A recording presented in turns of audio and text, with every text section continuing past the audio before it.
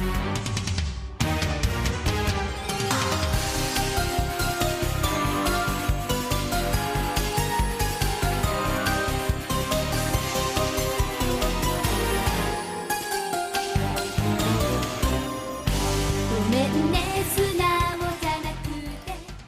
to the Sailor Noob podcast, where a superfan and a noob talk about the original Sailor Moon episode by episode. I'm your host, Mikan Hana, joined by my co-host. I'm the co-host and the noob. My name is Caliban. Celebrate Greta times. I have no idea. If you're dyslexic and you're telling people, what are you, into climate change or something? I wrote that in my notes, but clearly I wrote it quickly. So it just says, celebrate Greta times. I was like, Greta Garbo? Greta Thunberg. Oh, Greta Thunberg. How dare you say Garbo. Oh, sorry.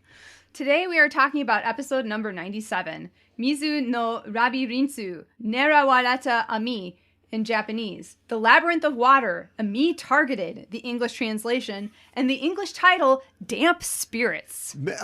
Labyrinth? It sounds like Scooby-Doo has a friend named Robbie something. Robbie Rinsu? Robbie Rinsu? Robbie Rinsu? Is Scooby-Doo? No, he's not. Okay, never mind. What were we going to ask? Does Scooby-Doo, he gets his R's and his L's confused, but nobody ever says anything about Scooby-Doo. Why would they? He's a dog. Yeah, he's not a Shih Tzu. And he can talk. If he was a Shih Tzu, it'd be a different question. Okay, wow. That's, you're doing dog racism there, so, I don't even know what to do with that. Is it dogism? Maybe we're out of practice. I don't know. Sorry. Maybe it's not a great start. But you know what is good? What is good? The new dub that we've got. Yay! It's a new, dub. The new sub that we've got. Yeah. I don't even know. They tell me it's Robbie Rinsu, and then I go, oh, great, that means something else. And I just love what's going on. But I see very little difference between some of the subs that we have. But, we've, in the past couple episodes, had a few questions about, like, is this really what they're saying? Is this good or bad? And you recommended maybe we go out and we look for another one, something else. And so I went out and found another one. You did. And once again, I can't source this. I know a lot of these, are fan subs sometimes when we watch anime. I don't know where this comes from, but you're satisfied, which means I'm satisfied. And like I said, I haven't noticed a big difference, but it's not like a massive difference. Great, but... I'm glad we went to all that trouble to find it. Well, you had a specific complaint. You're like, they say that she says this, but she doesn't say that. She says this. Well, but that's in a future episode that we haven't gotten to yet. Well, I have a past episode. Oh, yeah? So when we covered the very important episode where Makoto is making a big decision that will last the rest of her life. Okay. It was one way. And then I got this new dub, and I went back and watched that episode with the new dub. The new subs? It was... Oh, yeah. I just keep saying the word sub instead of dub. Yeah, it's all good. It's subu, not dubu. and it was totally different. And it wasn't like... it seemed more positive. Because I remember I had complaints about how they're like, she's going to ruin her life. And it was not like that at all. And then at the end, when they're walking past the store and they see her trying on the scarf... Yeah. Minako is still complaining about the whole situation, but they're like, you're one to talk. And it's like, I like that better. That's a fun little shade. That shows that everybody shows up on the Kinsey scale somewhere. I'm okay with that. And is supported by all the things that we've seen previously. Yeah. So, yeah, I mean, like, if there's more depth to it, then it's the right call. I think that there is. It's like a slight shift, but I think it's a shift in the right direction. And I mean... It's hard because, I'm not fluent in Japanese, but it's like whenever you do translations from what I've read and heard people talk about, like there is some sort of nuance to it, and sometimes there isn't like a direct Well, you're kind of rewriting translation. It. Yeah. Yeah. To make sense in that, not only in that language, but that culture. But if you're literally leaving the lines out, and I understand why you might, because it's... three people are talking at once. It's a lot of subtitles put on the screen. And although we've seen that in the past, something like their Sailor Moon sub for Sailor Moon Plane, didn't they have like... Classic. Didn't they have... or was this for R? They had the lines, and the lines were like color-coded for the girl that was speaking them. That was based presumably on a familiarity with the voice actress. Because if you put a gun to my head and all 5 girls are talking at the same time, I'm not sure I could tell them all apart. Mm-hmm. But it was all split up that way. That was the fan sub that we watched for R. Okay, so there you go. Yeah, I really liked that one. Yeah, I liked it too. Maybe we need to track one down for S. But this isn't that good. But it is acknowledging that there are lines there and not just cutting them out because a lot of people are talking and they figure, this is kids watching this. They don't care. I care. I mean, I think there is, but like you were saying, I mean, it's not scientific, a one-to-one word. Well, it's... there is a little bit of that, but there's also an art form to it. Right. But it's also not like blah, blah, blah, blah, blah, zip it. Like, give me the volume of what they're saying. Don't try to summarize for me. Yeah, right. Yeah, we got it. Right. We got it. Exactly. We got it. All right. That's what we got now. So, we'll keep you posted. Maybe we'll just switch it in a couple weeks. We'll see. But it's better than what we were watching. So. Yeah, it's definitely better. Yeah. And I think that comes through in the episode that we're going to watch. Verbose is not bad, and that definitely applies to reviews that you get. Oh, yes. And we have a 5-star review. Yay! From iTunes. Yay! Yay! And also, it pushed us back into 5 stars. So, thank you.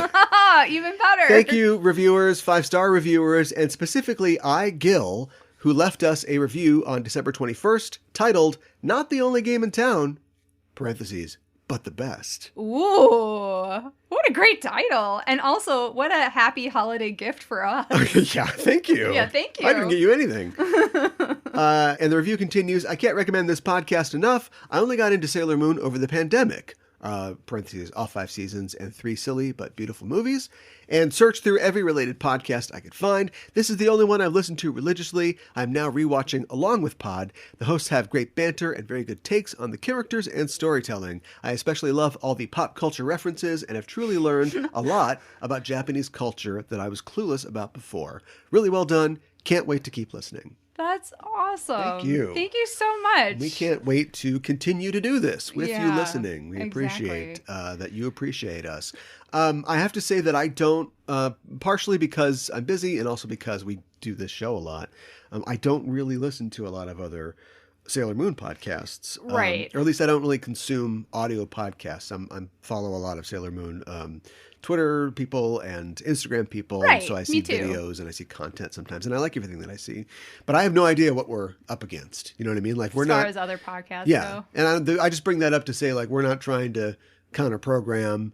Maybe if we listen to some other ones, we'd go, oh, they're better than we are. We can try to step our game up. Yeah, but exactly. All we're doing is just, trying to talk about the show and communicate our love and maybe give you a little background if you don't know some of the details that we have kind of found out as we research stuff. But yeah, I'm really glad that you enjoy the show, Gil. And other listeners, if you haven't given us one, don't feel left out. You don't feel left out. Give us a review as well. We would love a 5-star review from you. Yeah. Shore it up. Yeah, there's never too many 5-star reviews. I'm afraid another 4 is gonna carve part of that star off. We'll have a star with no arm and no leg, but we want to keep it at 5 because it looks better that way. It does. Just for the bookkeeping. But yeah, thanks a lot for the review, and looking forward to a lot more Sailor Noob in 2022. Well, I am feeling maybe a little bit out of practice, but maybe you can get us back into the swing of things, or maybe the stroke of things. It's the swim of things. The was swim right. of things. Right there. It was right there. I'm obviously out of practice. Yeah. But could you give us a breakdown? I almost said review. Hold your 5-star reviews for now. Okay. Wait till we get back up to speed. Yeah. I was like, okay, that's a 5-star. That's a 5-star. Yeah. What happens in this episode, Cal? Well, we begin at Juban Jr., where our hero, Ami Mizuno, is approached by the vice principal. Yes. Character that we don't know and probably will never see again. And it seems that she forgot one of her textbooks in the AV room. Mm-hmm. Hold up. Is Ami in the AV club? She an AV geek? I don't know. Good question. I don't get that read from her. I don't either. Too well groomed. And I was an AV geek, so I can say that. I could see her being in the book club. Not necessarily the Well, I AV can see her club. maybe doing it for her college application, but she wants to be a doctor, so what's it really matter? Yeah, extra. Well, everybody has to be in a club. Now, though. yearbook. I could see her on yearbook. But what if she's in like the AV club? Because everybody in Japan has to be in a club after school. I don't see her. I mean, besides swimming, beyond she could be in the swim club. Beyond, in the absence of anything else that we've heard, she's in the AV club. I don't know how I feel about that. Well, chess, and now we find out something else later. Okay, it could be chess because she played chess that one time. Yeah. When we were like, oh, you're a chess master. Oh, yeah. Never mentioned again. So, but they didn't have Queen's Gambit to fall back on. So the VP wonders if she's feeling okay, and he mentions that she takes her entrance exams this year. Study hard, he tells her. Now, watching this is Usagi. She's like at the bottom of the stairs, kind of like eavesdropping on this conversation. And the teacher also says, hey, I hear you've been helping our less accomplished students. Oh, is he talking about our squad? Usagi seems to think so. Yep. He says that that might interfere with her own studies, and he can take care of that if it's true. What is taking care of it? I don't know. What is that? I don't know if Ami knows. Ami like, says, what does that mean? she stands up for them. She says, it's not right to say that they're dragging me down. And he says, oh, sure. Yeah, sure. Okay. Yeah, sure. Okay. All right. Yeah. All right. Yeah. Just concentrate on your own studies. And he leaves. Usagi thinks, maybe we are dragging her down. But no time for that thought, because Naru shows up and says, hey, you promised me pizza for letting you copy my homework. Mm-hmm. Usagi. Yeah. This is not how we're going to succeed. In between her cheating, I guess, and the vice principal being like, you're a good student. Just I'll get rid of these delinquents if you need me to. I guess there are cracks with which to fall through in the Japanese educational system. Yeah, I suppose there are. Interesting. Well, Naru drags Usagi off, but we're still in the scene. Ami comes down the stairs, and speaking of stairs, she's got a 1,000-yard one. Just a real blank look. She says, my studies and nothing else. And we cut to the title card. Yep. We come back to see Ami sitting by herself in the park, sighing, and she may feel bad, but she looks good. She's got some cool Doc Martens on, and she's got a pink belted blouse with a big, like, jewel brooch. Yeah. And a matching electric blue mini. The shirt is gray when we see it later on. I don't know, but it's pink right now. I don't know what you want. Our only other option is puce, so let's stick with pink. Sure. Someone taps her on the shoulder, and it's Mamoru, and he's walked directly out of a 90s structure ad. He's got a light salmon shirt with the short collar, and he's swimming in his pleated slacks. And he says, hey, what's the matter? And Mamoru, he's been taking on this interesting mentor role for S so far. He seems to be there often to say, like, add a girl or to give some perspective. Yeah. Maybe it's because as the girls get closer to his age, he has gotten... Weird. He's got more that he can tell them about college problems and time management and planning your life. He has already been through these stages. That's true. Although I want to see high school Mamoru. No, I'm gonna buy a motorcycle. Let's catch those awkward years. A prequel. Ami says, what would I have left without my studies? It's a weird thing to ask, but I've been thinking. Since I was young, I wanted to be a doctor. It was my dream, but now I'm starting to question it. Mamoru says, that seems like a great dream. But she says, people with real dreams shine more. Usagi is full of dreams. I'm not like that. And this whole time she's sitting by this statue of a little girl. Oh, I'll tell you about that. Okay, good. I don't have to speculate then. All right, No. then we'll move that on. But there does seem to be a focus on statuary this season. Has that been a thing all along? Yes. Do I have to go back and look through every episode for statues and their meaning? I mean, I don't feel like it has been there Sailor Moon S. Sailor Moon statue. You know what the S stands for. The S stands for statue. I think that's it. Could be studying. Ami says, if all I've got is studying, I can't become a great doctor. I need to give myself syphilis like Dr. Noguchi. Whoa! She doesn't say that. Whoa. But like, what else do you need? Mamoru says, well, it's too bad. If my doctor was cute, I wouldn't mind getting a shot. Or that syphilis. Whoa. Ami thinks that it's funny that Mamoru is scared of shots and syphilis. And I think I just invented a new fortune cookie game. Uh-oh. At the end of every fortune, just like adding in bed, you add and syphilis. Here are some examples. Oh, no. The love of your life is right in front of your eyes.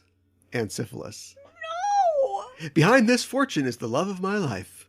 And syphilis. You have a secret admirer. And syphilis. No, I don't want syphilis to be secretly admiring me. Love, because it is the only true adventure.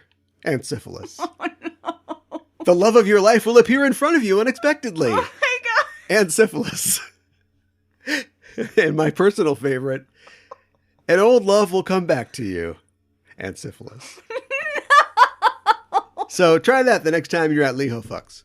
Oh, that's terrible.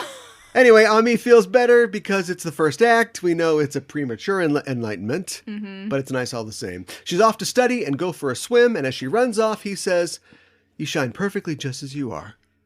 We'll be right back. Above the city, apparently having seen this exchange, is Karanite, who thinks, that girl genius. With her talents, she must possess a pure heart full of confidence. Is that right? Maybe she... I don't know. Yeah, she must. I don't know. We'll see. I didn't get that feeling. She could see, maybe not hear, I guess.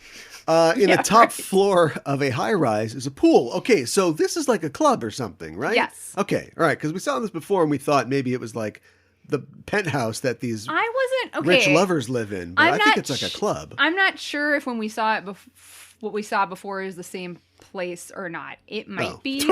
How many rooftop pools are there in this city? Good question. Well, this isn't Nishiru's house. We know No, that. this is not. This is specifically a sports club. Yeah. And Ami jumps in the pool and she goes for a leisurely swim, but also in the water is Mishiru, which is weird because Ami was just like, everybody's gone. So was Mishiru like under the water the whole time? Can she breathe underwater? She has gills. I guess. She swims alongside Ami and the two admire each other, and you can read whatever you want out of that. I can't tell you what to think. Right. I can say that I hate Mishiru's Shirley Temple swimsuit, complete with hair bow. Wow. No, you lost a bet. That's why you're wearing that. Not great. It's like, I've written a letter to Daddy. Oh my God. It is kind of like little girly, and it doesn't really suit her. That's Betty Davis, isn't it? That's not Shirley Temple. But still, you get the idea. On the good ship, lollipop. Right, sure. They both come up for air, and I can't tell you what to think. And Mishiru says, you must have lived in a water world in your previous life. What? Did Kevin Costner put you up to this? What are you talking about? I don't know. It's a really strange line, except, like, it's weird because neither of them know that each other is senshi. Right. Right? But they're both water-based senshi. No, I know. So, like, it's like a wink to the audience, but makes no sense to them. But it makes no sense to me because she's just like Veet meme. Like, what the fuck? And the action music starts as Mishiru swims closer and says, let's race. Okay, go. And they race. Mishiru is impressed how fast Ami is. And the animation in the scene is interesting. I've never watched King of the Pool or whatever the swimming anime that I know exists is called. But it's probably like this. You know, there's a lot of like, instead of just animating them swimming, oh, here's a single shot, you know, but it's like action. And they're like, oh, I'm trying to crawl ahead of you. And they're sort of eyeing each other, which is impossible. Like, right? You have to just swim. You can't just like keep an eye on somebody. Pay attention to your opponent that much. Yeah. They both reach the wall at the same time. And Ami's like, it's a tie. But Michiru's kind of mad. You know, she towels off. She says, you slowed down to let me win. Why? And Ami's like, sorry, I'm sorry. And she leaves the pool area. And Haruka from the high diving board, because that's how ceilings work in this show. You can just have the 30-foot diving board on the top floor of this building. And Ami never notices she's there the entire time. She's just laying up there. Yeah. She says, oh, you made her cry. She just wanted to be your friend. She lacks confidence, so she avoids conflict unconsciously. There it is. Yep. Michiru says, I just wanted us to go all out, but I feel sorry for her if she's that way. Mm-hmm. On the steps to Hakawa Shrine, as Ami is walking up, and all these girls must have like calves like tree trunks. They're always walking up to the shrine every day. Yeah, there's a lot of stairs Good cardio. in Japan. Yeah. Ami thinks, why am I like this? And inside, the girls are deep in study. Makoto says, what's this proverb mean? Here we go. Why are you asking Minako? Minako steps up and says, I got it. It's something about fukusuke returning or not. Okay. Yeah. Here we go. Yeah. Fukusuke dolls are dolls associated with good luck. And it is like it's like the cat. It's like the Maneki The Maneki Neko? Yeah. You see them in shops. The beckoning cat. It's like usually like almost a round, like a Ziggy looking, like round fat guy. Okay. Kneeling Caesar style. And then he's got, a top knot. And that's what it is. It's supposed to be good luck. Okay. Apparently. I feel like I've probably seen stuff like that before. Now, Okay. this is going to really make you noodle because forget all that because Ami comes in and says, the proverb is actually no use crying over spilt milk. Which is, again, I need to get like a Japanese language transcript of this so I can waste more time researching this. No, because these proverbs, this is not going away, Cal. Because clearly it is something to do with how it sounds in Japanese compared to, I guess, how it sounds in English, or maybe the double interpretation of some Japanese characters, because not regretting the fish eggs from before actually works here. That would be like a Japanese version of not crying over spilled milk. Yeah, like we talked about that a couple shows ago. Well, and I wonder if... So are they playing some sick game with us, like a serial killer, where if we can, maybe every episode connects to another episode. Maybe we should try to line up the fish eggs and the spilt milk and see if it connects. I'm going to solve this one day. Let's get Tuxedo Unmasked on this. Yeah, no kidding. And make him put his mask on. Because Omicron's out there. Yeah, no kidding. Should be Tuxedo Masked. Tell him to change his name. We need a petition. Do you think that, like, when they do the subtitles, like when that they kind of try to translate it into something that's similar to English? I mean, because I'm just trying to figure out what it is. Me too. And I went deep on the fish eggs one. That's like why, I know that it's somewhat related to that, but I don't know. And we just spent all that time trumpeting how good this dub was. And I don't know. Yeah. This problem is so confusing that I don't know if we know what we know because this is a better sub. You caught yourself. But anyway, I don't know. Maybe I'll go back to the old subs and see what they say about it. But it might be something completely I'm sorry. I just like, we're so, if we had a little bit more knowledge, we could make a whole new segment out of this. We're just throwing content away. That's what I'm worried about. Anyway, everybody is pumped that Ami is here to help them. But Usagi says, back off, everyone. Yep. Studying is something you do for yourself. Mm-hmm. And immediately the girls are like, she said something admirable? Is she sick? And Ami's like, no, it's okay. It's like the only validation I get. But Usagi's like, no, Ami has to study to become a doctor. You go ahead. You go ahead and study, Ami. And Ami's like, that's great. Okay. Yeah. I forgot something in the I'm in the car. I'll be right back. And as Usagi sees as she goes that she's upset. Mm-hmm. The girls are surprised that Ami forgot something. But Rei says, all right, everyone, let's study before Usagi loses her motivation. But Usagi says, I forgot something too. And she runs out and everybody falls down. Yep. Usagi's running through the street in her Igor tunic. I don't want to talk about it. I don't want to talk about it. I hate it. I don't want to talk about it. Okay, as much as Ami's outfit is amazing, Usagi's shirt is Can't awful. wait for the Senshi lack of style on that one. Oh. She's looking for Ami, who is on a bridge. No, don't do it, Ami! Oh, no. There's so many more math problems to do. Whoa. She's looking at the water thinking, even Usagi told me I should just study. I hate this. Mm-hmm. Just then we hear the revving of a motorcycle and the opening strains of Pussy is God by King Princess. Whoa. Look, I told you I could go forever, but that was off the top of the dome. And she turns to see Haruka there holding out a motorcycle helmet and saying, come with me if you want to live. No, she says, live with me if you want to come. Whoa. My partner wants a rematch. Don't make me chase you now. And you can think whatever you want about that. Mm-hmm. But Ami says, no thanks, I'll walk. Speaking of walking, very Ami thing to do. Two cats are walking down the street. Luna and Artemis. Gotta throw them in here. The narrative possibilities of a talking cat are limited, I guess. But in this case, they see Ami walking down the street, and behind her, going like 1 mile an hour, is Haruka on her bike. So I guess it wasn't like, okay, I'll meet you there, and she takes off. But instead, Ami's saying, no, I'm scared of your motorcycle. but I want to make a point, and I guess you'll have to follow me threateningly. Oh my Just like, I don't think they animated it, but just like walking the bike, you know. Do you think that's what she was doing? Yeah, she's just going but Well, behind that's her. true. She was going very slow. Yeah, you can't even go that slow on a motorcycle. No. Well, the cats run over to see what's up. We cut to the basement lab. Hey, it's an episode of Sailor Moon S. Yep. Dr. Giggles is working on another egg. He sends it forth. The stage is set. Cut the check. Mm-hmm. Ami arrives at the pool for the rematch, and Michiru is there, ready to play. Mm-hmm. This is why she had the lame suit on before, because now she's in a sleek purple halter number. Her hair is up is in a bun. Uh-huh. She's got a black collar and a belt. It's SeaWorld dominatrix chic. It's very classy, especially compared to the other one. Ami's like, I'm here. Are we doing this? And across town, Artemis tells Usagi that Ami went to the sports center. And they run to the center because girls are racing.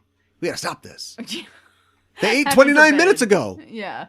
Don't go in the water. Luna's already there. The girls are upstairs on the blocks, and they're doing the 100-meter freestyle, which is like, well, yeah, I mean, there's no judges to say. There's no rules. No. It's like, stop doing the butterfly. Well, yeah, it's a freestyle. Haruka snaps the race to a start because we're in Greece or something like that, and they're both off. They're neck and neck. In fact, Haruka says they're neck and neck. As they hit the wall and flip around to return, Ami thinks, she's good. I could lose this. Why am I trying so hard? Because I don't want to lose, or because I don't want to run away. It's important to keep giving my best. You can think a lot when you're cruising along at 25 miles an hour in the water. Pretty dramatic stuff, but too bad the race dissolves to the aftermath, and Haruka saying, you both touch simultaneously. Great, no winner. No wonder they just ended it. I mean, like, you can still have like a, she's double lane drifting. Right. You know, and then, it was a photo finish. Yeah, like tease it out a little bit more. No, it just fades to them getting out of the pool. Yeah, good point. She's like, you guys tied. Michiru says to Ami, it felt good to go all out, didn't it? And helps her out of the pool. She says, let's do it again sometime. And they leave. And Ami goes back to the pool like, I'd like to swim. Splash, splash, splash, splash. But just then, a demon egg merges with the pool itself. I know. Forming, or the water itself? Is the water the pool? Or does the pool exist without the water? Fantastic philosophical Anyway, question a monster forms out of the water. Yeah. A scuba outfitted demon appears and says, Dubrin! And Ami's like, what? The demon removes its respirator and says, Dubrin! I will have your pure heart that questions the life you lead. She read the script. She's on the right page. Yeah. And Ami is dragged under by tendrils of water, and then she's thrown against the glass of the window and pinned there as the water yellows and solidifies around her. It's really gross. This is our ool. Notice there is no P in it. It's holding that girl against the window. Dubrin says, course one. All right. And pulls off her swim cap to reveal a bald head, which would not need a swim cap. But there is a star on her forehead. Yep. At least it's not, inside of her cleavage or something. Right. And she shoots a beam into Ami's back. It begins the reverse heart extraction. We're going through the spine. Does it seem like it would be more painful through the quickest back? way to a man's heart is through his ribcage. Maybe. I just was thinking She doesn't seem very happy when it's happening. Well, no. As Usagi arrives outside, the cats say, quick, transform, and she does. Upstairs, Ami's heart is almost out, but Sailor Moon arrives and says, I came looking for my friend, only to find there's an unwanted guest. In the name of the moon, I'll punish you. At this, Kaora Knight appears and says, Dubrin, get that heart. Dubrin spins around and somehow traps Sailor Moon inside a life preserver. I don't know. And she turns back to Ami, quickly extracting her heart. We only got a few minutes left here, as Ami slumps lifelessly down against the window. Sailor Moon says, stop it! But Dubrin plugs her nose and blows a blast of water at her through her snorkel. Yeah. That's not how that works, but okay, sure. Moon says, she's going to be the best doctor in the world. She's got the heart of a champion. She's my dear friend. Kaora Knight examines the heart crystal and says, this isn't a talisman either. Where's that golden ticket? We can buy in chocolate bars. I think they'd have one by now. And she seems like she's going to smash Ami's heart. But a red rose knocks the crystal from her hand as a Spanish guitar riff introduces Tuxedo Mask, atop, of course, the high dive board. Of course. He says, I can't forgive one who hurts the heart of a fair maiden. Kaora Knight says, Dubrin, deal with them. and she floats back through the window and disappears. Dupin once again blasts water at TM, but he extends his cane and knocks her into the pool. When she comes back up, she's like, oh, that's a good thing I have my inner tube. But then, I don't think she knows how to swim. No, and then Luna and Artemis leap on it and just start tearing it apart with their kitty claws. Dupin freaks out and flails to the edge of the pool as TM frees Sailor Moon from her life preserver and says, now, Sailor Moon! We got a moon spiral heart attack, and we're out. The demon collapses into water and is no more. Sailor Moon returns Ami's heart crystal, and Ami begins to stir. She thanks Sailor Moon for saving her, while Uranus and Neptune watch from another part of the pool. And Uranus says, you must be relieved that she's okay. Meanwhile, Sailor Moon says, I'm sorry, Ami, if I said something that hurt you. But Ami says, I was feeling depressed, but thanks to you, I think I can get through it. Thank you. And Usagi's like, sure. And Tuxedo Mask says, looks like you're all better. And Ami's like, yep. This is not how mental health works. No, we'll talk about it. Yeah. She says, I realize that doing my best is important. Doubt is the same as stopping. I won't run away anymore. I'll kill myself at 25. Oh, stop it. In med school. Usagi says, do I sense a romantic mood? Tuxedo Mask is mine.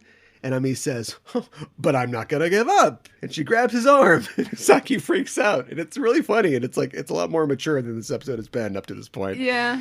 And then she says, she's like, I'm not going to give up. I'm not going to give up. Okay, that's enough time to study. Miss Steal Your Man. And then study collegiate level material with him. Right. Exactly. I don't know that it's come up in the anime at all, but Mamoru is studying to be a doctor as well. So I think it's genetics. Yeah, I guess. Yeah. But so I think it's kind of interesting that he is afraid of needles. Well, why doesn't he? Yeah. Well, yeah. Wait till he's a professor, and then if he hurries, he can have a relationship with her while she's a student. He seems to like these unbalanced power dynamics, is all I'm saying. But we have accepted that about the show. I want to start this off by saying, you did it again. You a genius, Sailor Moon. What? I picked on Ami specifically I picked on Ami and Michiru for the whole, not much drama. The girl is perfect. Mm-hmm. And is always so sweet and perfect. And they came right in as if they were hearing me in 1994 and created an episode that kind of gets into her psychology, but not a lot. A little Not bit. as much as it really could. Yeah, I suppose. I found myself wanting her to lose. Wanting Ami to lose? The race. Oh. And kind of hating myself for it.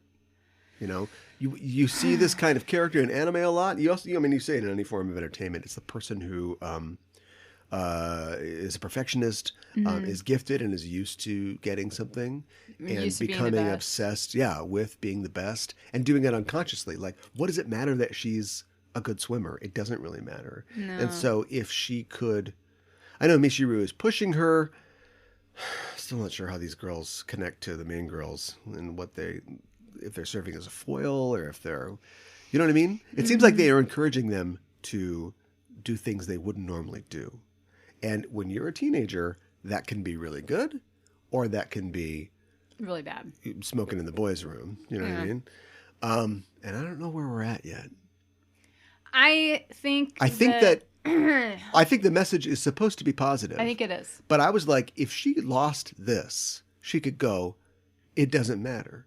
I've broken my win streak. Do you know what I mean? Good. I lost one. Good. Mm-hmm. Good. Mm-hmm. When you're in sports, you lose. Yeah. You get up and you go, we're going to do another one. Right. You just get over it. Train harder. Yeah. Or you freak out like Antonio Brown, who is I think we're dealing with a CTE situation. But anyway, no. Yeah, right. And so it's not like getting not making valedictorian because she got an A-. It's not like messing up on her MCATs or something like that. It's just a race. It's an impromptu race. You have to win at everything. And then she could have been like, oh boy, you lost, but I tried my hardest and it felt good. I love swimming. Let's make out. Like, right? But instead, Yes. instead, like, she basically doesn't lose because they're all the heroes of this show, so they have to tie, which is the cheesiest thing. It's kind of silly. Ever. You're right. And hey, Miss Obsessed with Winning, you didn't win. No. Do you know what I mean? You didn't win. You tied. Yeah. I'm supposed to get that she's happy okay that she did her tying. best. Yeah. But that's not... You're the one... The show, you're telling me that it's important that her single-minded... This is a 14-year-old child. Her dogged single-mindedness to be the best ever has no escape valves. There is no release of steam for this person. And all she did was just have a moment of natural doubt and crisis. And she learned that doubt is like giving up. And she just kept going harder again. I know. She needs to give herself permission to fail and be human. No, you're absolutely right. And this episode takes a hard swim in the opposite direction of a lesson like that. I wish this episode had depicted her talking to people about this more. Like, we had that scene with her talking with Mamoru, which I thought was really good, and I thought he was being very supportive and stuff. But I wish maybe she had, like, there would have been a scene with her talking to Usagi about it. Too. Yeah. You know, that would have been great. And then maybe even, okay, I know it's like a half an hour episode. Maybe even at the end of the episode, like her being like, I don't know if this is what I want to do or not. And that's okay for right now. I'm going to think about it. Yeah. I'll come back to it, you know? Yeah. And I'll, continue talking about it. But we had to include Nikki and Paolo for some reason, Are you talking about... I've called them that before. Haruka and Michiru? In the old days, this would be, she would eventually... Because they also try to wedge Usagi in. Like, she's directly related to this. But she kind of starts the whole thing and then only comes up to kill a monster at the end. And the entire emotional part of it is all sort of dealt with Haruka and Michiru. That's actually true. And Mamoru. Is fine. Yeah. But what you're wanting to see is from an earlier version of the show, because we've got new characters that have to be in every episode, and so here we go. Although, I know, even though, like, I did feel like the moments with Usagi and Ami was kind of like the OG Senshi. Good to see. It's always good to see. Is this the return of Secret Horn Dog Ami? I don't know. I don't know if, like... Is she crushing on Mamoru? I did not know that this was a thing. Is this a thing? I don't really I just want to say... think it is a thing, but... It's clear at the end of the episode that she is just fucking with... I think so. Usagi. And it makes me like Ami more. She never does anything like that. No, it's like if you have nice. a friend who's just sort of like, yeah, okay, and then they like tell a really funny joke, and you're like, where'd that come from? Right. And then of course we cap it off, by she's like, okay, I got to go study. Like everything's normal. But yeah, that's a fun moment, and it works. I mean, Mamoru is just a mannequin sometimes, but like it works with what we know about Usagi and what we're learning about Ami, which is she has a romantic aspect to her that she does not let out. Only sparingly. Yeah, I think I don't know if she like dreams of a romance, but she feels like she doesn't have time for it because she's studying. I don't know what it is with her that she's not. Are there AmiMamos out there? What? AmiMamos? Like that ship? Yeah. I don't know. I've never seen what that ship before, but I wouldn't Amichirus. say no. They're both water signs. They both got blue hair. Well, all I know is that I don't know. I wanted. She definitely has a girl crush on Michiru at the very least. This might actually be the first episode where I, got what I wanted, and I'm not very happy because they did exactly what I asked them to do. But I leave with nothing. I leave knowing that Ami is still overworked and wants to be a doctor, and Michiru is still mysterious. And speaking of pools, possibly a little shallow in terms of characterization. Okay. So, what in the manga? No. Oh. So I was watching this episode, and it was like, okay, first pool showdown. Shirley Temple swimsuit. Okay, and the hair with the bow. And then second pool showdown, same day, Ami has the same suit, same hair. I mean, what are you going to do with short hair? But she has a suit with her. And Michiru is like, no. I got a different suit and different hair. And it's like, either she's like really cool or she like wants you to notice that she's really cool. I'm rich, bitch. Well, it might be a little bit of that too. I still love Michiru. I'm just saying that I am waiting to love Michiru. Oh, okay. That could be you let me know when something really cool happens. I'd hate to miss it. That's so sad. Can't even win a race. Wow. Guess it's overworked. Pre-med student.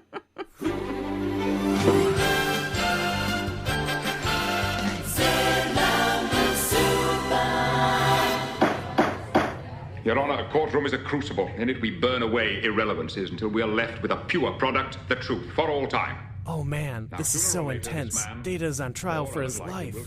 I know. This episode, The Measure of a Man, is based on the Supreme Court's Dred Scott decision of 1857. And every week on Backtracking, we take a look at the real-world events that inspired classic Star Trek episodes. Sorry. Shut up! Shh. Who are you? We're the hosts of Backtracking. I'm Caliban. You will both be taken to the brig and from there to the nearest starbase, where you will answer charges for what you have done. And I'm Gooey Fame. This is not a game. This is life and death. You can follow us on Twitter. Backtracking is available wherever you listen to podcasts. You go f*** yourself.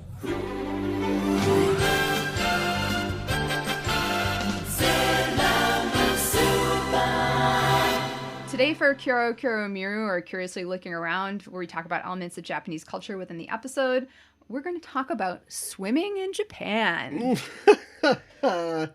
First, Mr. Swimming arrived, and he said, no, like this. Actually, no, for once. Okay, Thankfully.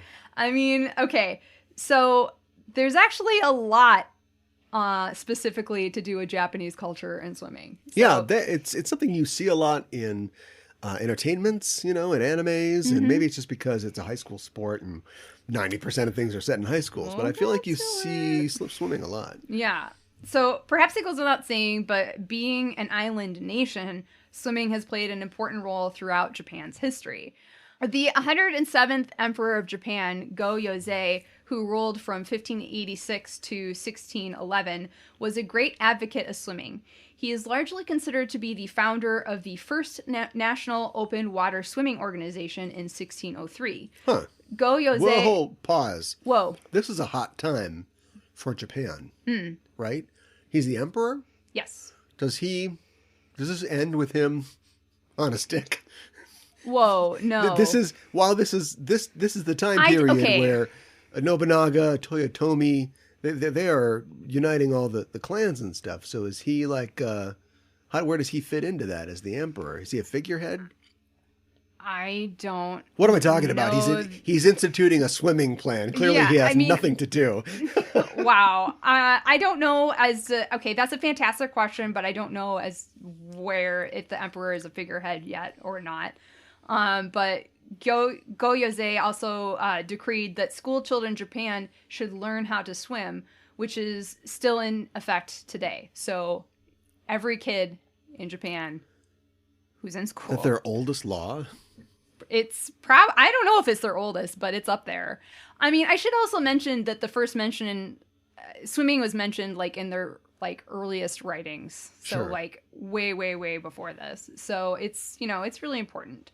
Suijutsu, which literally means water skills, were skills developed by samurai clans to assist samurai in the art of fighting in water. Yeah. Yes. Ogami Ito, the main character of Lone Wolf and Cub. Okay, got it. He uses the Sui Ryo style. Okay. And so he is he's a devastating opponent. He can take on like 10 guys at once. He's like, he's a master, unparalleled swordsman. But he, in his travels, in the 36 volumes of this book, runs into a lot of other really good swordsmen. And so whenever he goes up against somebody, they have some kind of school, but he usually ends up like by a river, and he will lead them, lure them into the river, and then he'll like, his hands are like under the water. And so his opponent will think, well, I got this guy. It doesn't matter what he does. He will be slower because he's pulling his hands out of water, which resists. But the Suio school is about moving your sword through the water, as fast or faster than through the air. Okay. And so he always just he wins the fight by sort of drawing the person in and tricking them that way. Okay. That's really clever. So suijutsu gained importance during the Sengoku or Warring States period, which is what you were talking about. So from 1467 to 1615. So yeah, Go-Yōzei was the emperor towards the end of that. So I'm not exactly sure. He might have been a figurehead at that point. But anyways, so it's when the samurai clans were, they were fighting each other, but they were also frequently fighting. Swimming. What was that? Swimming. Yeah, well, they were frequently fighting in boats. And if you start fighting in a boat, there's a pretty high chance you might end up in the water. And regardless, you should just be able to fight in water. So samurai were expected to continue fighting in the water, or at the least not drown. So this is no small task, considering that the samurai armor, including the helmet, could weigh up to 44 pounds. True. Not always metal, too. So, if you are a medieval knight in Europe and you fall in the water, you're screwed. I hope you can get those buckles off fast. Yeah, that's more than 44 pounds. You might have a chance if you're a samurai in bandit armor or something like that. So right, but it's still definitely like a skill, because it's like it's totally no. I've got it on my character sheet. I've got points in it. All right. Suijutsu are a variety of swimming skills which taught the samurai not only how to swim with armor, but how to get on a boat, how to hold onto a rope, how to swim against a current, how to shoot an arrow, and how to fight with swords, all while swimming. And there's a lot more. Like a lot. Various styles existed, which were codified into different ryuha, a school or a school of thought. The Iwakura Ryu specialized in techniques for dealing with unusual situations, such as consuming meals while in the water. I don't know how you were also fighting. All right, everybody, get your forks, get your knives out, get your plates, paper plates, of course. So yeah, get your straws. What? I don't know. Is it like astronauts? Like, so astronauts train all day long, underwater, because that's how we simulate zero gravity on Earth, and they train to, fix stuff and to do drills, and if anything goes wrong or if they have to do experiments. But there's probably like the last class you do is like, here you go, it's ice cream, it's hard, try that out. That's what it's going to be like. Right? I mean, because they train for everything. Yeah. But do you have to train somebody to suck applesauce out of a tube? Probably not. But I bet it's a box that they have to check on a list somewhere. It probably is. So it's like, yeah, here you go. It's carrots. Just take it out of there. Actually, they have all kinds of they have hamburgers and stuff on the space station now.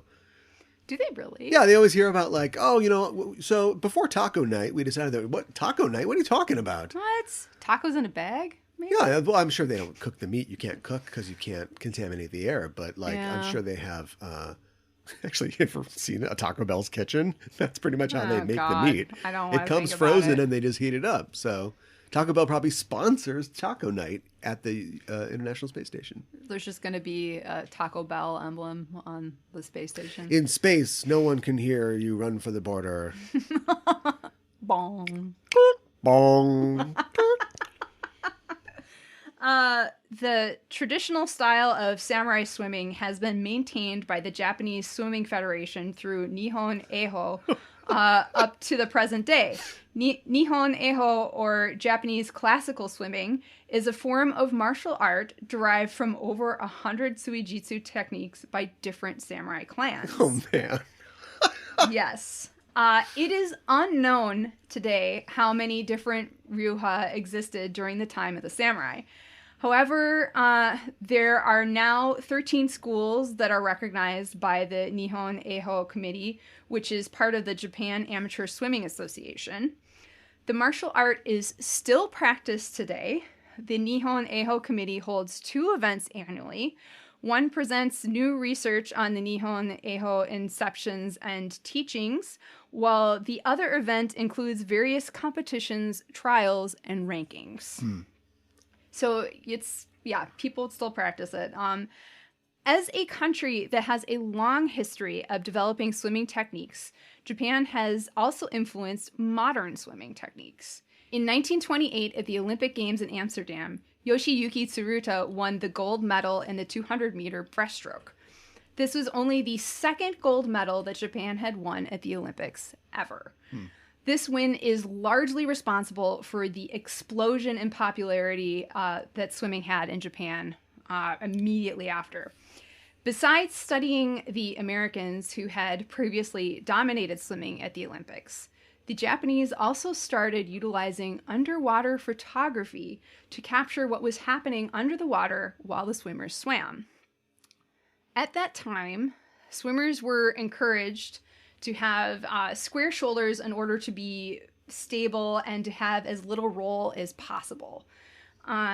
Through testing other techniques, Japanese swimmers were taught to roll their shoulders more, to increase the span of their arm motions, and to give more importance to their kicking. By the 1932 Olympic Games in LA, Japan won more Olympic gold medals in men's swimming than the US, 11 versus 5. 5 of those 11 medals were gold.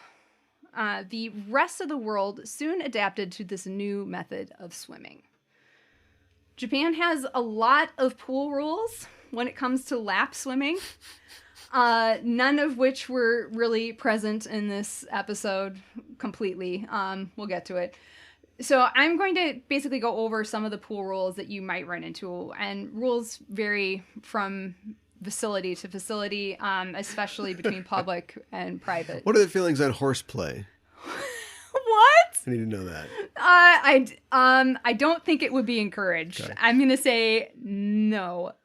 As I think we've covered previously, Tokyo is divided into 32 wards, and each ward has a large sports center, which typically includes a pool. Additionally, since swimming is compulsory in schools in Japan, a lot of schools also have pools. So I'm guessing the sports center that we see in this episode is in Azabujuban, is my guess. Yeah. To use most public pools in Japan, indoor or outdoor, you have to pay an admission fee, which is anywhere from around 300 to 600 yen. Probably try to have plenty of cash because you may need to... because Japan uses cash, they don't use. I hope there's pockets in your swimsuit. Yeah, well, because you need to be prepared to possibly pay for other items that are required, such as a locker or even a towel. Some pools won't let you bring in their own towel. Oh. Yeah. There we go with the add-ons. Yeah. Not surprisingly, the very strict rule about no tattoos showing is also in place for pools in Japan. Every tattoo... Yep. It's so...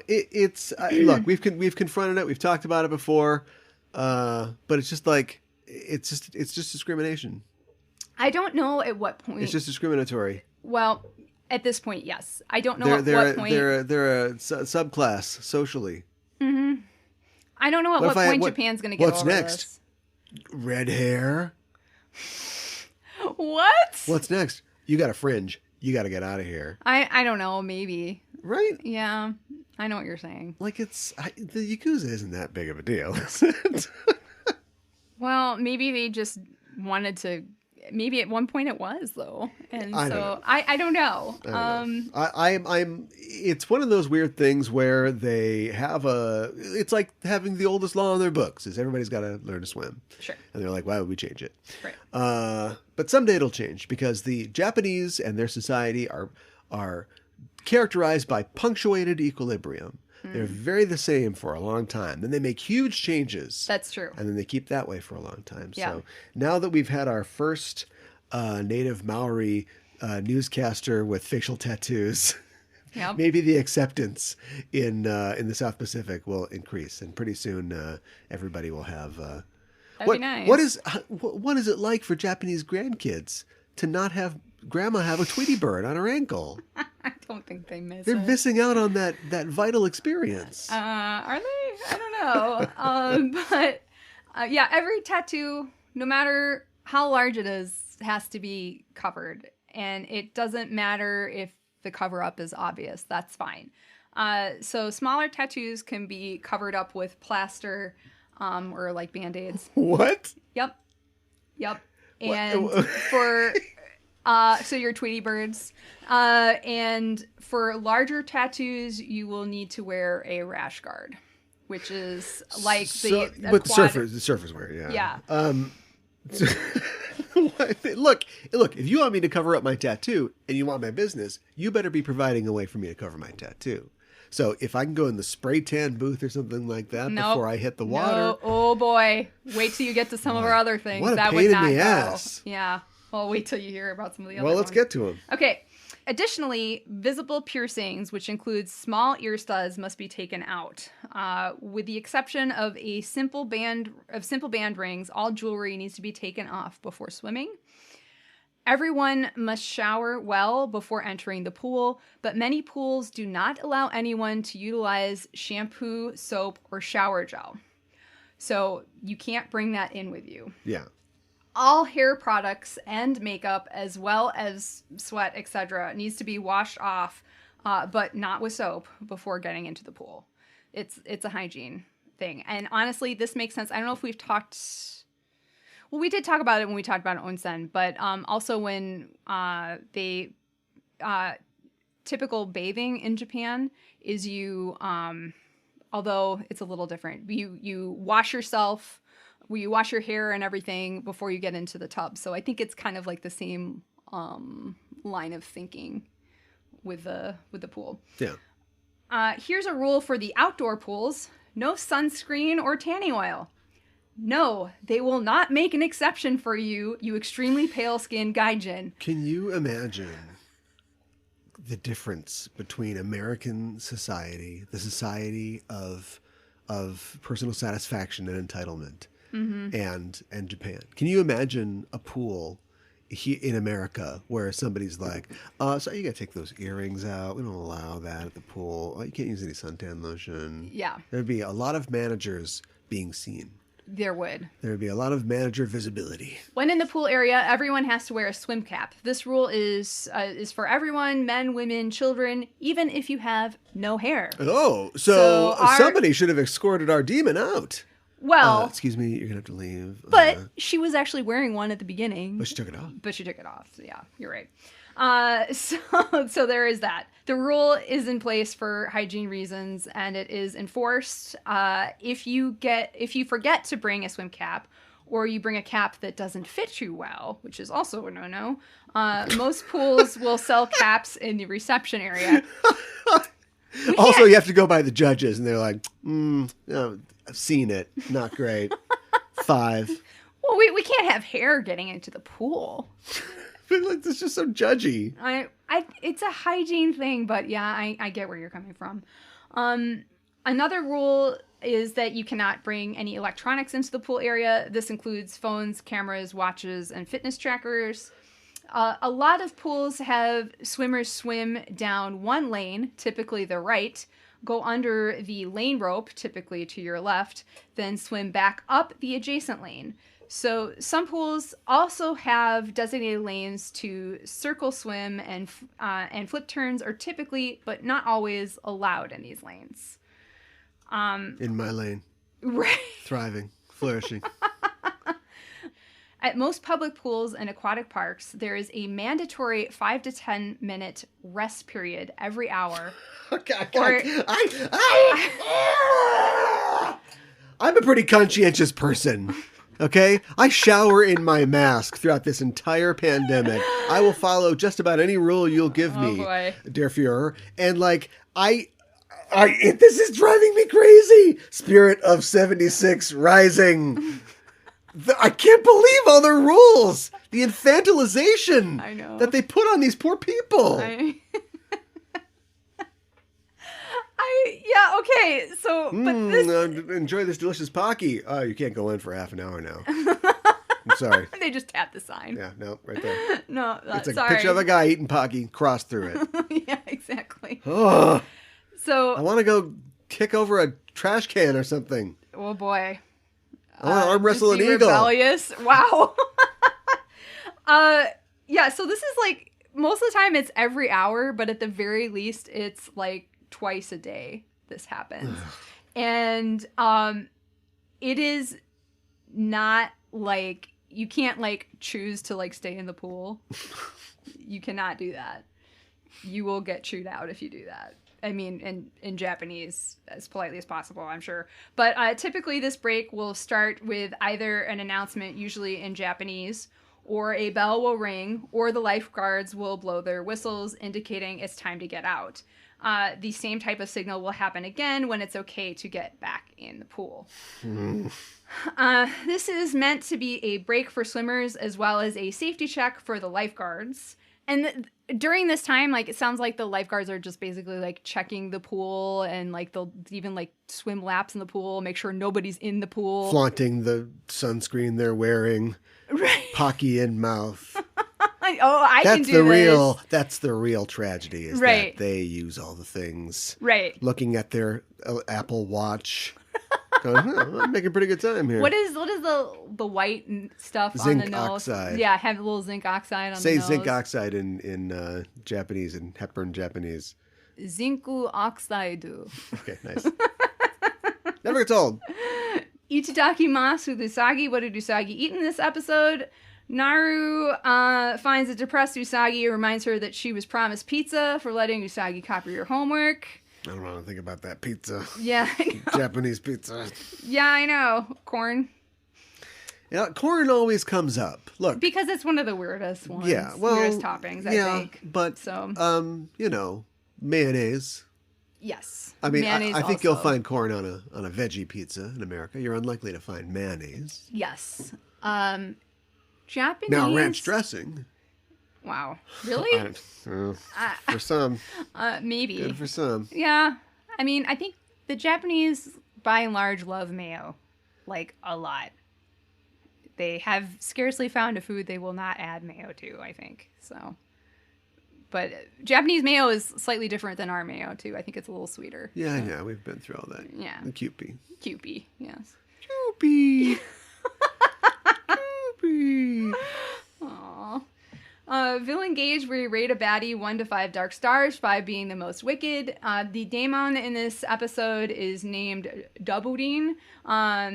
So her name is a combination of 2 Japanese words, dobu and rin.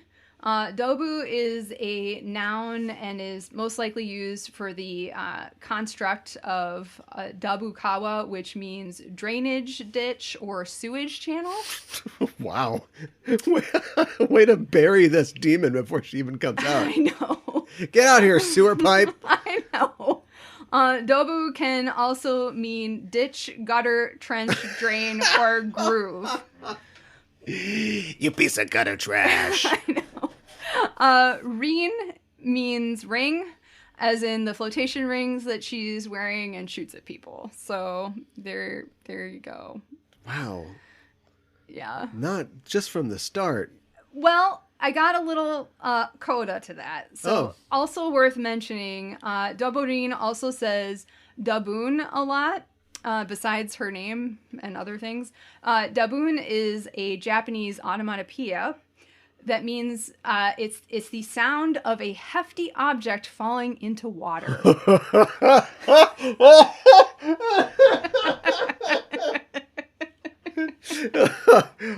We know what we're talking about, right? We know what we're talking about. Oh, right? Yeah. When the big kid in class Yes. goes up on the high board. Yeah. Right? The Japanese are too polite. Dropping the kids off at the pool. That's what? No, what? No, I'm thinking The Sandlot, right? The fat kid in The Sandlot, he's gonna jump in and do a cannonball. It's that sound. I thought that. Why'd you go to poop? Because I thought. Because of the dobu? She's drainage, and then it's like She's a the sewer. sound of a hefty object hitting water. Why did we come back? We should have stayed away. My roommate in college. I can't wait to hear this story. Drop some kids off at the pool. Oh, okay. All right. So she just sees. I thought euphemism. you heard something. Yeah, no. Are you playing the drums in there? No. So yeah, it's essentially the sound of a large splash. Okay, so yeah. Right. I meant fat kid. I didn't want to say fat kid, but I know. I'm right. sorry. I thought maybe. I mean, I know Ami is like stuck to the window with like yellow water. I don't know. That was odd. Are we doing a thing here in Japan? I don't know. Well, in all your little facts, you had no facts about pee control or waste control. Mm-mm. I would just imagine that Japanese people are biologically incapable of going to the bathroom in water. All these other restrictions. Oh, yeah. Got a mental block against That's it, one of the things, supposedly, that I don't know if this one person... This is a banning offense? Said like, that supposedly one of the things that the lifeguards look for is poo. Oh. When they have you get out of the water for 5 to 10 minutes. Well, how worried are they about that? I honestly, Look, I'm not going to lie. We've got a lot of poo problems here. You hear that sound? You know the sound I'm talking about. Sorry. Anyways, so her character design, she has a light purple skin and some fish scales, at least on her arms. And she also has webbed ears, and really creepily, the whites of her eyes are yellow. Yeah. And she has little red dots in the center, and it's emphasized or accentuated by the heavy mascara.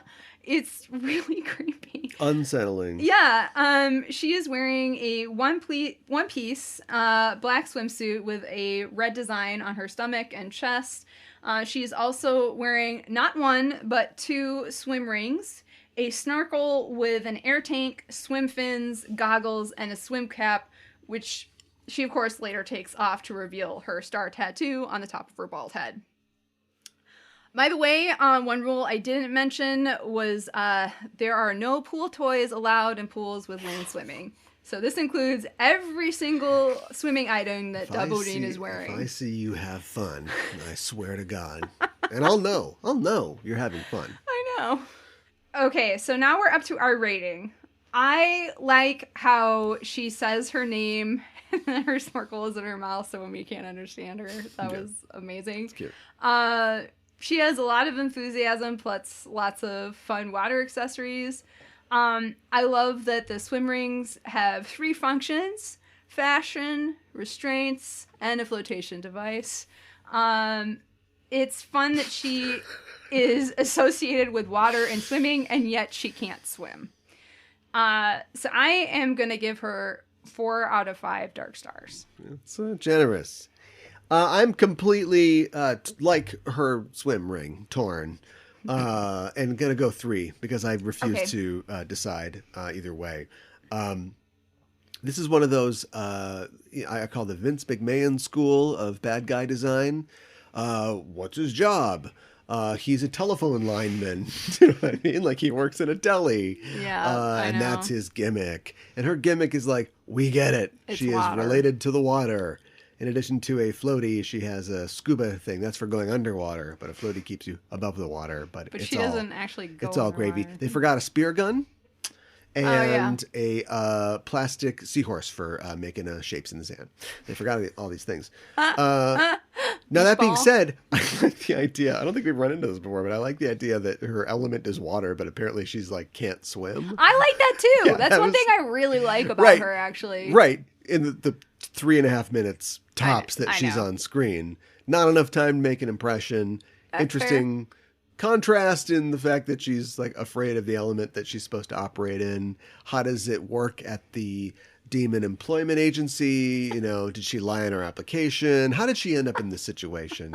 I like the fact that we gave the cats something to do, and it's probably the most effective the cats have been so far in Sailor Moon S. That's true. By just actually using their little stabby teeth and claws to tear up something plastic, which is what cats do in real life. Mm-hmm. So, not an impressive design, but fit well into the weird shaped hole. We had a weird shaped hole, and she fit right in. She sure did. 3 stars. Okay. 3 dark stars, that is.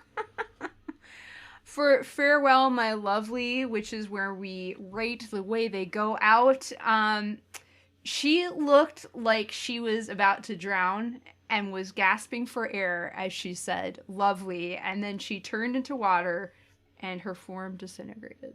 So that's a lot of style, so I'm going to give it 4 out of 5. Wow, again, generous. 2. Oh. It's a weak one. Oh, yeah. Okay. She wasn't even like paying attention when the giant heart was bearing down on her. She was like, huh? And she had to, like, then she looks up and she's like, oh no. And then it hits her, and then, oh, nothing interesting on the back of her costume, you know. Well, that's true. Didn't have a heart butt been. or anything like that. Yeah. And then she was gone, and then we just forgot her name already. So it's just, yeah, I mean, you know, there's good ones and there's bad ones, and this is not a good one. She was a large splash of water. She was a dobu. I'm sorry. I am a child. I mean, it could have been worse. The demon egg could have gone into like a inflatable crocodile or something like that. It's like, oh my god. Well, I mean, but I was like thinking a about monster it. easily defeatable by Luna and Artemis. But like she goes into the pool, and like you were saying before, is it the water or is it the pool? And then like, I mean, not like I want like a miniature pool walking around, but like. I mean, maybe we could have had some fun with that. Like her hair is like a diving board or something. I don't know. That's a Zen cone that this episode is not looking to ask. No. Is the pool the water or the pool? Water, the pool. So the statue that Ami and Mamoru sit in front of is a real statue in Azabu-Juban district in Japan. Huh. The statue is called Statue of Kimi Chan. So a little bit of a background. The Unbreakable Kimi Chan? No. Oh. That would be great, but sadly no. There is a well-known nursery rhyme in Japanese called Akai Kutsu, which literally means red shoes. And it was written in 1922 by Japanese poet Ujo Noguchi and composed by Nagayo Motori. The nursery rhyme talks about a young girl with red shoes being taken away by a foreigner. And then the person, like whenever they see red shoes, they think of the young girl. Wait, what? This is like some Schindler's List stuff here. It's just wait. For what? So the established theory is that the lyrics were written based on a true story. It is believed that a young girl from Fushimi, Shizuoka Prefecture, named Kimi Iwasaki, was the girl wearing the red shoes, who was born on July 15th, 1902. Kimi Chan's mother, when she was very young still, gave her up for adoption to an American couple who were both missionaries named Hewitt, so that she could go to America and have a better life. Well, they're missionaries. Are they going to be in America? Well, they were in Japan for a long time, but when they finally... so it was discovered later... like decades later in the 70s, in the 1970s, that the real life Kimi Chan contracted tuberculosis, which was incurable at the time. So the Hewitts, when they decided they were going to go back to America, it was like right around the time they decided they were going to go back, they couldn't bring her with. So they entrusted her to an orphanage at Torikazu Church in Azabu-Juban, Tokyo, and returned to America without her. So she was not able to meet her mother again, and poor Kimi Chan, she died at the orphanage at the age of 9.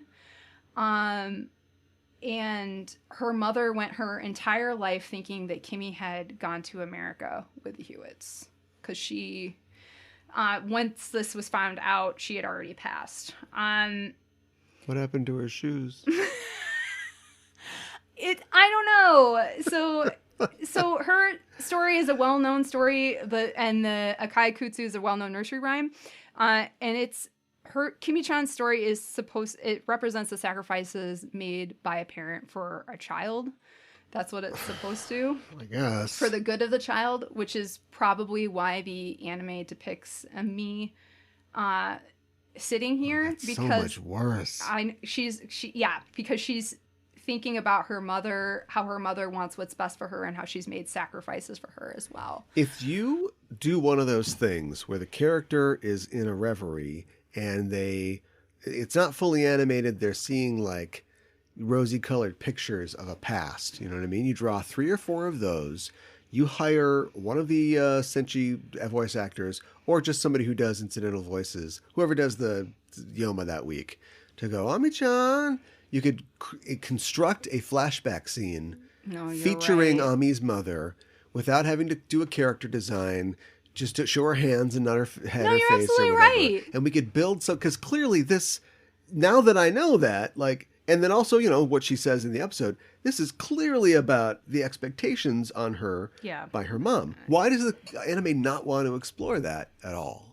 Because it's a lot of Japanese culture, maybe? Yeah, but that's why she's the most famous, well-loved Senshi. Yeah. They don't want to bring her into it at all. They barely bring her in the... they keep suggesting her in PGSM, the live-action show. Yeah, I know. Which is for a more mature, a slightly older audience. So maybe they don't want to introduce to the kids watching this the idea that your parents are going to have dreams for your kids, and maybe they're a little more about them than they are about you.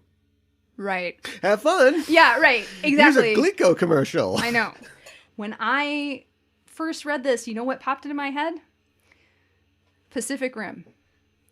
Red shoes. Japanese girl. Taken away by a foreigner. We need to really... Orphan. Dig into Del Toro's thing with shoes, don't we? Possibly. Everybody loves to talk about Tarantino and his feet. Nobody talks about Del Toro and shoes. No. I bet he's got a whole wing of that extra house he's got for all his stuff. It's just shoes. That's just shoes. Please don't go in the attic. You're like, oh, let's go in the attic. Oh my God. That feels like Schindler's List. This is the last thing you'll ever see. Oh my gosh. I'm sorry. That's not okay. Shoebeard. No. I just invented Shoebeard. Shoebeard? Does he have a beard full of shoes? He might. Oh my God. It's supposed to be Bluebeard. That's true. Don't go in there. Yep. Kills him. Yep. Okay. Yep. Just for We're all on board now. Okay. Shoebeard. I got there eventually. It's pretty good. Yeah, it is pretty good. All right, let's move on. Now we are up to our rating. So I like that we get interaction between Mamoru and Ami, and like you're saying that he's more supportive. I do think he's more supportive in the manga than he is in the anime, but I like that we're getting that. I like the interaction between Michiru and Ami a whole lot. I love just the way that was animated and the jazzy music. I like how pissed Michiru is, and I mean, she was a little mean, but I think she gets her point across. You gotta try your best. I love the entire sequence of Usagi forbidding the Senshi from asking Ami questions. I thought that was great. I like that this episode makes Ami really vulnerable, and that it shows her experiencing self-doubt and depression, but I do think that it could have gone further, and I do think that it is a very strong character episode overall, but I think that it could have been even stronger. I do think that for its faults, even despite its faults, I do think that it is one of the best Ami episodes overall, and for that, I am going to give it 4 out of 5 roses. This is the height of Ami, you're telling me? I don't know if it's like the height, but I like... Look, I don't think that in my opinion, the anime doesn't really do her a lot of service after she, the first season. Right. I'm not saying that there aren't like... Okay, I'm not saying that there aren't... to look forward to. I'm not saying that there aren't great Ami episodes, but I mean, a lot of what we see with her and her interactions is she's just harping on people to study. Yeah. I want more for her. Put the chess stuff in there more. I don't know. Give her something to do. Make her a more fully or send her to medical school, or something like that. Yeah. Make her a fully realized character who's not just obsessed with studying. She's a teenage girl too. Anyways. Well, you make me sad. Yeah. It doesn't seem like things are going to change. I didn't. 2. Whoa. Yeah. I just don't, you've talked me into it too. How? I was going to give it a pass, but I want to send a message. Listen to me, brother. I'm going to send a message that what were we doing, Vince McMahon? To stop making people plumbers. It's not good wrestlers. X with a hand, doing the generous necks. No, I just, it's disappointing. And the things that I've said that I've liked, I've already said. And otherwise, it's literally, yes, I got what I wanted. I got an AmiMamo episode, and I'm not very happy. It's clearly just filling in time. I can't believe that we haven't found one of these talismans yet. Like, we're 9-10 episodes deep into this thing. Mm-hmm. And we keep waiting for, I said last week or last time we were on that I would do my, what I think is going to happen in the future. And I knew it'd be safe to do on this episode because I knew nothing was going to happen in this episode. Yeah. Nothing really did. No. I know. A little bit of some flirting between the cousins and Ami, and Ami deciding that, yes, I will continue to live my mom's dream. I'm dissatisfied with the whole thing. Okay. It's like he's not getting a 1. Whoa. Okay. Hey, that's how I feel. All right. My English title is Self-Doubt Drowning. Always tread your best.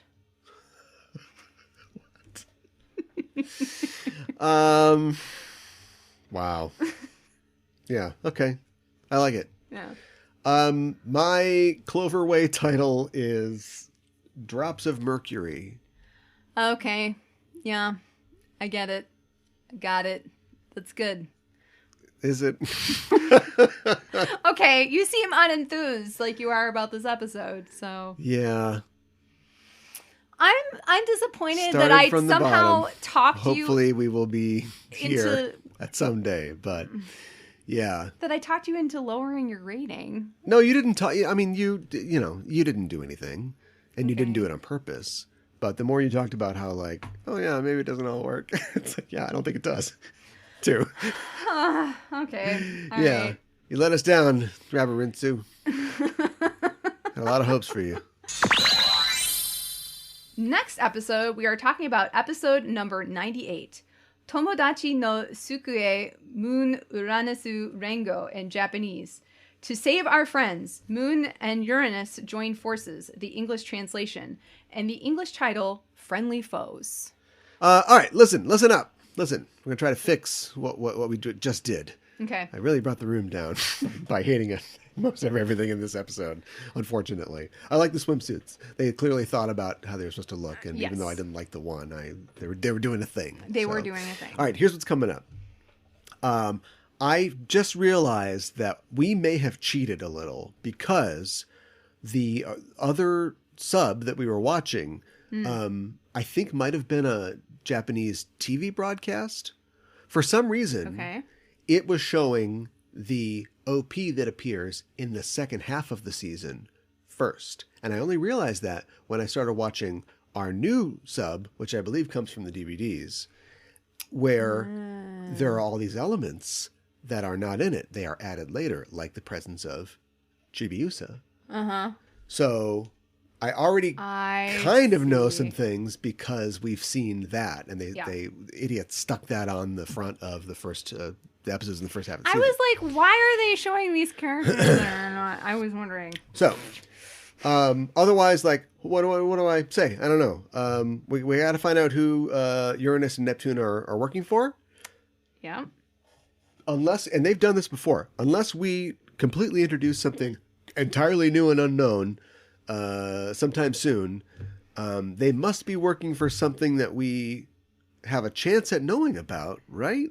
Like, I don't know. Mm-hmm. There's, we've talked about Jesus in T2. There is I've talked about like the suggestion of a rosary and yes. Ecclesiastic sort of styles. So I don't know if there's like a sailor church out there or something like that, but it seems like they work for somebody. I mean, I could just make something up, but that's all I can really say about that. There is a Messiah character. I'm pretty sure, again, kind of cheating, I'm pretty sure it's the dark-haired girl that we see in the OP. And not a lot of girls with short dark hair in this universe. Yeah. So maybe Sailor Saturn? I don't know. At some point, because even though our heroes will win finally in the end, they have to fail every other thing so we can have the end come, right? Yeah, right. So they're always trying to fight the Dark Lord, and it's like, all right, if the 7 pieces don't get together, the Dark Lord won't come back. Whoop, we lost all 7 pieces. Guess we have to fight the Dark Lord. Literally the worst case scenario that could be in this. Right. It isn't like we destroyed one Horcrux and, he's missing his right arm or something like that. No, we're going to face full strength Dark Lord. Exactly what we didn't want when we broke him up into 7 pieces. Right. It's got to be the most drama. Yeah, well, I mean, I could invent some drama without us getting there. They never fight Sauron in Lord of the Rings. They destroy the ring. That's true. An anticlimax, you would have me believe. So anyway, so they must have 3 people who have pure hearts. So here's my guess. Okay. I mean, it can't be Usagi. I'm not saying that her heart's not pure. Oh, come on. Her intentions are pure. 100%. But I mean, like, you can't lose the main person in the show. You can't. Right. So we need a civilian. Let's say Naru. Gotta give her something to do. Right. And then it doesn't make any sense because if Chibi has a sailor costume, then she must be active with sailor power. But I think it's Chibi's heart. Okay. And number 3, Rhett Butler. Other than we just at this point, like, the show, I'm not saying it's doing a bad job, but if its goal was to try to explain to me where we're heading, it's doing a bad job because I don't know where we're heading. I have no idea. Yeah. So all I can say is here's some things that I've noticed. Clearly, like, Usagi's going to get some kind of power up at some point, even though she already got a power up. But I've seen her in a different costume, so I don't know. Pluto's going to show up. I don't know. Maybe it has something to do with Chibi. Butterflies. What's the deal with butterflies? What is the We've deal seen with butterflies? There's going to be some deal with butterflies. Butterflies in the sky. Maybe the big bad at the end will be a caterpillar lady or something like that. Okay. Who knows? Maybe Mothman will come looking for some chapstick. I knew you were going to say that. Pulls out the heart. It's not chapstick. Gives it back. Here's something that I noticed, and this is another, like, Cal's Christian Corner. But okay. I think Ready Calranite Yeah. is the whore of Babylon. Now, I don't like that word. Whoa. I just use it because it is used in the Bible. It's terminology. Right. But, in the end days, in the final days, the Antichrist will appear, and the whore of Babylon will appear. And there's a lot of debate over what she represents. But, there's the whore of Babylon with the name on her forehead, and there's the beast. And I think that she is the beast and the whore of Babylon. Because in that OP, which I should not have seen, we see her, but we also see, like, these monstrous hands, like, opening this door. It's the door that she always comes out of.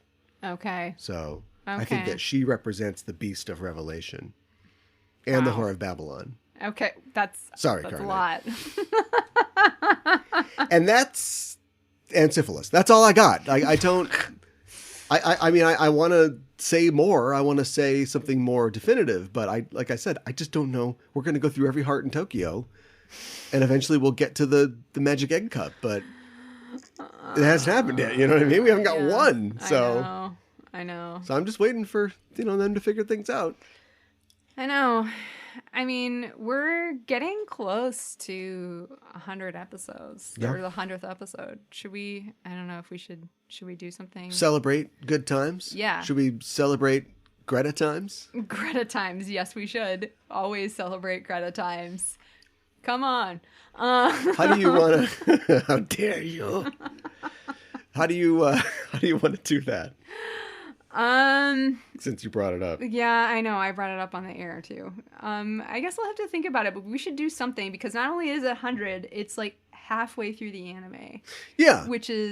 That's a big deal. Well, we've kicked some ideas around. Yeah. We'll think of something. Yeah. But we can always let the listeners in on this, and if there's anything that they'd like to see, I've never thought, oh, I know they want us to answer questions, but something that a lot of channels and things do is have a Q&A, have a show where we take listener questions and that sort of thing. So possibly we could do that. Possibly. How are we going to know if people want to do that or not? They could vote yes, or they could send us questions if they want to do that. And maybe if we get enough questions, we can say, yeah, that's what we'll do. We'll do an episode like that. So I guess, if you think that's a good idea, let us know on social media, at Noob_Scalar, Twitter, Facebook, that sort of Instagram, thing. yeah. Also our Discord. Let us know if you think that would be something that we could do. I think it'd be fun. I think it would be fun too. Yeah. Yeah. Good thing to celebrate. Speaking of celebrations, I would be remiss if I did not mention that Sailor Moon recently turned 30. Yeah. The manga, I should say, Yeah. was officially released in Nakayoshi on December 28th, 1991. It's pretty incredible. It is pretty incredible. Pretty weird to think about, too. I feel very old. That's the main thing, and I don't want to think about it. So I want the Half-Blood Prince version of this. We talked about this. I know there's a short story where we see adult sailors or whatever, but look, if I can get a like I asked for it, if I can get a Ghostbusters, if I can get a Evangelion reboot, if I can get a Halloween reboot, a new Matrix movie. I know. You're telling me we can't, and not Crystal. Let's Lana Wachowski this thing. I want to see the future of Sailor Moon. I agree, and I would. But wait till I'm done with all the series first. Yeah, right. Exactly. I think that would be amazing, and I would love that, and I know that a lot of our fans would love that too. Like, I would love to see the story continue, and flash forward, see where they're at, like as adults. Yeah. Yeah. Old. Yeah. Old with They're probably all conservative. Oh, don't say that. They're all voting conservative. They don't want to wear a mask. Stop. They're very rude at pools. They're like, oh wait, I can't have this snorkel on? No, see, if you take a bath in miso, it sucks the vaccine out, and then you're back to normal. Get your vaccine virginity back. Oh no! Well, that's our show for this week, and the Name of the Moon will be punishing you next week with another episode of Sailor Noob. And syphilis.